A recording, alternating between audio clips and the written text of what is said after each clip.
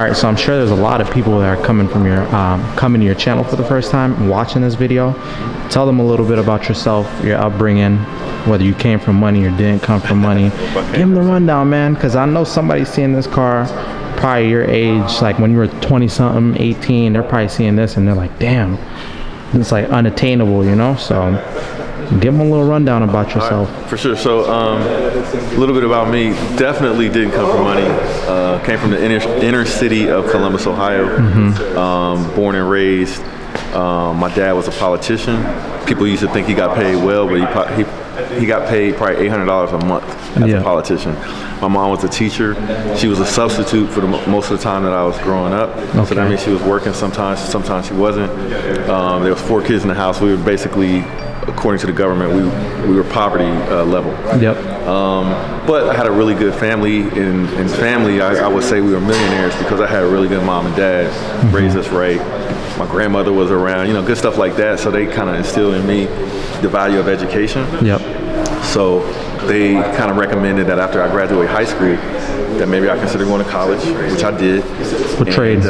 Study computer science. Okay. They invested in getting me a little computer at the house, so I got good at programming. Before I went to college, which kind of led me into choosing that major. But anyway, I did well in school, focused. I was the #1 graduate for computer science at Hampton University in Virginia. Okay. Went out to the corporate America. Wasn't getting paid that much, but I was getting paid. It was a start. It was a good start. Yeah. And I realized that I needed to do something beyond just that in order to realize some of the dreams I had for my life. I don't feel like people should settle for having a regular life. Yeah. You should only settle for having the life of your dreams. So I started pursuing my dreams. So that led me to entrepreneurship. Okay. Started a company with that knowledge I had from software development. I started an online social network. It blew up, and eventually, I said it took about 4 or 5 years, and started making a little bit of money. I left corporate America in 2004. Okay. And things have been going very well ever since. But I wasn't able to buy or justify a car like this until I started investing in real estate. So in 2010, the real estate market crashed. I took all the money that I had and I invested in real estate. Okay, so basically, so far from what you're saying, my fault to even cut you off. The 2 things that I kind of noticed the most with you is you got that skill set down, right? You started a business and then you went ahead and invested, right? So for anybody that's probably like 20 something, my age, trying to figure out what direction they want to head in, they obviously can't copy your exact blueprint, might not even work for them, but the basis of what you're saying is get you a high value skill. Yes. Start a side hustle, business, and invest. Yep. Start a side hustle business. When you start making some money, you got to focus on the business once you figure out what you're going to do.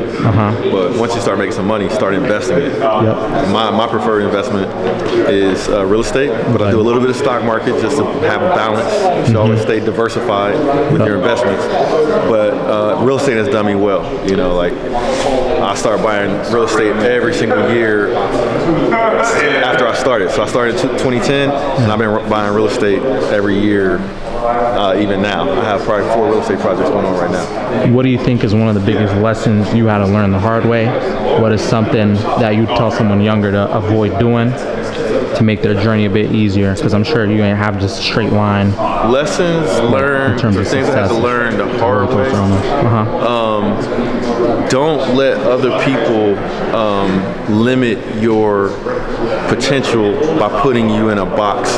For example, people saying, this is how much money you make, this is what you can and can't do. This is what you can and can't do. Don't settle with that. So I had a manager or a boss that told me he didn't see my potential because I wanted to get a raise and I wanted to get a promotion. And he told me he couldn't see it. So if I had accepted that, if I accepted that, then I would have stayed where he thought I should stay. But I didn't accept that. I said, okay, I'm going to show you. And I started my side business, and I started hustling really hard. Still was a top performer at work. Yeah. But eventually, I was able to quit, and the rest is history. So stay you can see my potential now when I pull up on them. Yeah, make a real statement in this thing right here. This is a potential now. Can you see it now? I don't know if he's riding one of these right now. And I'm not hating on him or anything. You know, but love to him still. Motivated me. Yeah, he motivated me. You tell me I can't do something, we better get out the way. You might have never been here if it wasn't for him. So you gotta, appreciate everything. So yeah, whether it be good or bad. You bring up a good point. Yep. I might not be here if it wasn't for. There's a whole lot of things in my past, and people I have to thank. You know what I'm saying? I did a video talking about diversity, equity, and inclusion. I don't want to get into no politics. Yep. But there's always somebody for some reason that can be there to help you, but you got to be ready to accept it and take advantage of it and run with it and maximize your potential. Nice, man. Yes, sir. Yes, sir. Beautiful car, man. I've known you for what, 7-8 years now? The progression has been crazy, guys, and this right here is just a statement. The color, the spec. This is for y'all, man. Beautiful, man. This is not a me thing right now. Yeah. This is a we thing right now. Sir. I want to share this car with people. I want people to be motivated by it. I want people to get out, touch it, feel it, understand what came behind it, what led to it, and let them know it's possible. Yeah, it's possible.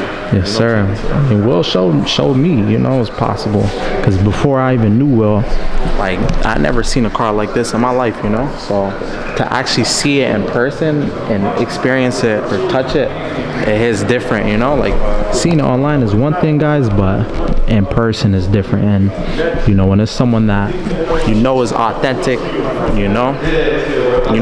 they're real, they're not over just fronting online. A lot of people are lying online, so you gotta really be careful about who you listen to.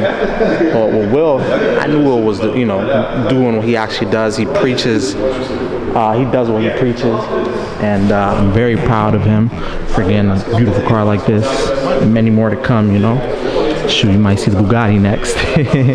At this pace, you might just see him in a Bugatti or something, guys. But yeah, man, beautiful SV. I was showing this car earlier. I wanted to get you a better video of it. Got the Huracan right here, Evo. Nice color too on that. Check this out right here. This is a nasty spec on this yours. You can see it right there with the brown interior and whatnot. And we got the other one back here too, just chilling. A lot of nice cars. And we got the big boy right there, the Revuelto.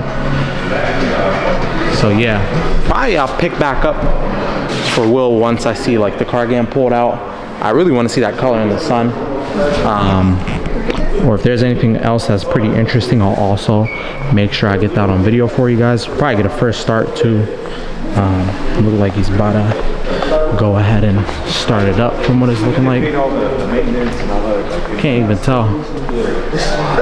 Even my last one was You doing the first start?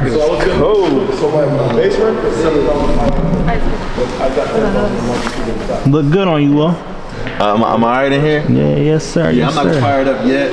Okay. Let me get my seat together. Got you. We need to get a thumbnail too, by the way. Oh, definitely.